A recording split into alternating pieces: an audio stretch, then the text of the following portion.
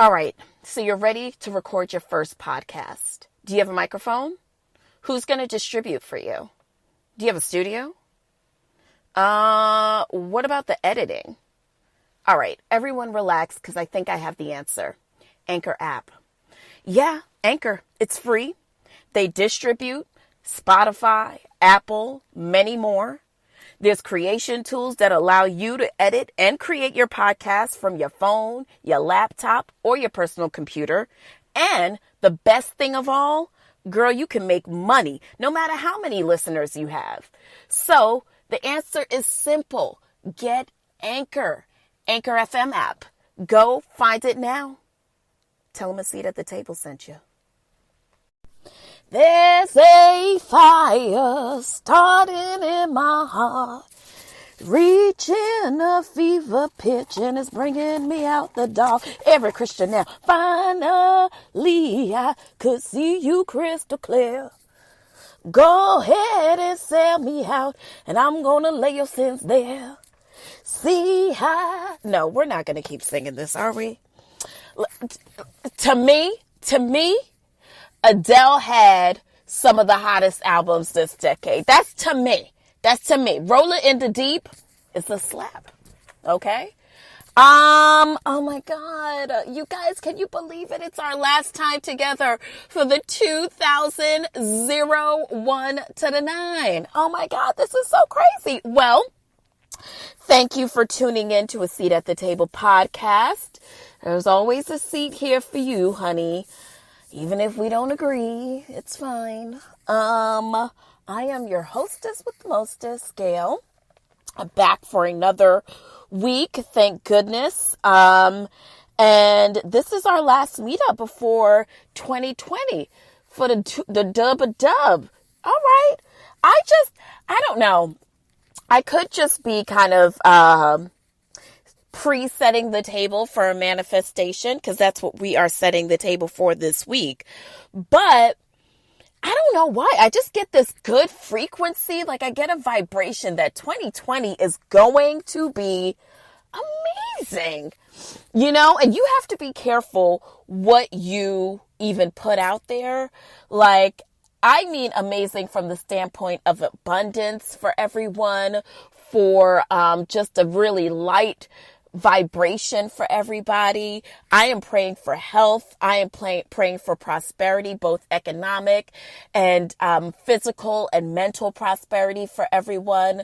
So this is I'm excited about what is to come. Oh, all right. So how was everyone's Christmas? Feliz Navidad. Yes. Feliz Navidad. Yes. Okay. How was it? Listen, I think that once you pass a certain age, because if we're going to get into the histrionics and the sciences of it all, I mean, it's highly debatable that Jesus was born on December 25th. Many research and studies have shown that he's more than likely, because of the positioning of the star, was more than likely born during the fall time. So I think he's probably a Virgo. That's just my opinion, though. You know what I mean? Don't do that. Don't why he can't be no Leo? Why, All right, we're not even going to get on it. But I just think that once you pass a certain age, that the novelty, and I say that with all words intentional, the novelty of Christmas just becomes kind of more of this kind of acquisition fest, where, some people get off on gifts. Other people get off on just the emotional high of giving gifts, and people kind of fawning over, like, oh my God, you know me so well. Thank you so much. You're the best. People get off on that too. That's an ego stroke too. Sometimes the giver has a bigger ego than the taker. You dig that. All right. But I think that once you get to a certain age, hopefully when you get to a certain age, you tend to realize that it's not really about the acquisition of it all, but there's some sort of intentionality, whether it be you kind of get into spending time with your family, which is something that I did at my aunt's house, just a light dinner, nothing crazy. Did a little annual cousin walk with my, this was more like a drive because we're older than that now, with some of my cousins, and, just wrapped. And it was just good to like be around everyone, because life throughout the year can sometimes take you into this different direction where there now is a gap between you and people who you love. And people say it's not intentional, but I think everything that we do in life, unless we lack the mental capacity to really think about our choices, I think everything is done with intention. So you spend time with the people that you want to spend time with, and you don't to the people that you don't. Also, message. So the exes came back. Wait a minute. This is just like us, you guys. We just go straight in. We don't even, okay. So my name, of course, is Gail, hostess with the mostest. You can find me on Twitter, because I don't believe that I even mentioned this. I was so interested in what was happening to you. I know. How was your Christmas and everything? Feliz Navidad. So I didn't even get a chance to tell you that you can find me on Twitter at Gail Z. Hurst, or at Galanda is the handle, GAILANDOADAMS, Galanda Adams, your friendly neighborhood gospelists. And you can also find I say us because this is a community show. This is like this is the PBS of podcasts. Okay, but that's okay. We still rocking out here. We still being cute, whatever, okay, so don't shade me. So you can find me on Instagram. Find us on Instagram, A Seat at the Table Pod, all one word. And check out my latest post on there. You guys, we made it to Obvious Magazine. Shout out to Obvious Mag. If you're not familiar with them, please check them out on Instagram. Again, that is, I want to make sure that I get the handle 1000% right. So that is at Obvious Mag, OBVIOUSMAG, Obvious Mag. They did and shout out to my friend Vince, Mark. You guys, first of all, an amazing creative, an amazing photographer, and an amazing artist. And just overall Renaissance man.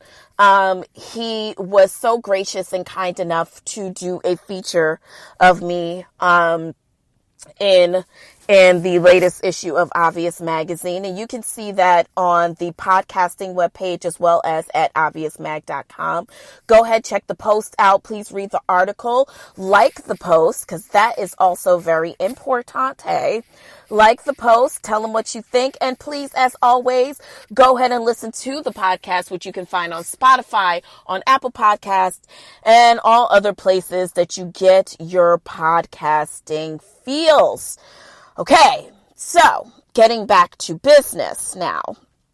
So we were talking about Adele, some slappers that we just were really into. We were also talking about the Christmas holiday and how festive that was for everyone, or maybe not as festive as you would have preferred, but nonetheless, it is all over.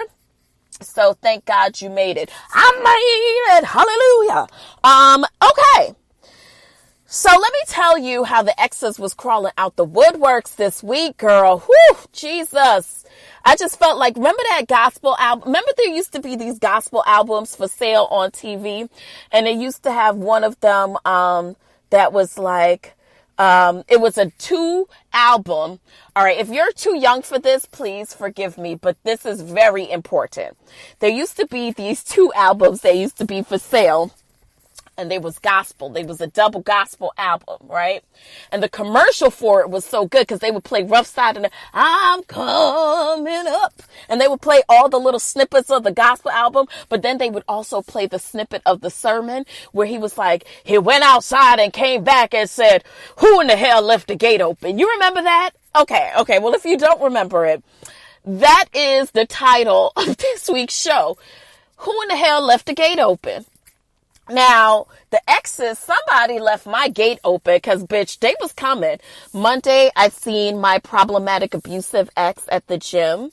By Wednesday, I was getting text messages from my problematic young bae ex who went to Art Basel but lied to me. Oh yes, girl, please. Okay. I swear every time, I told y'all this already.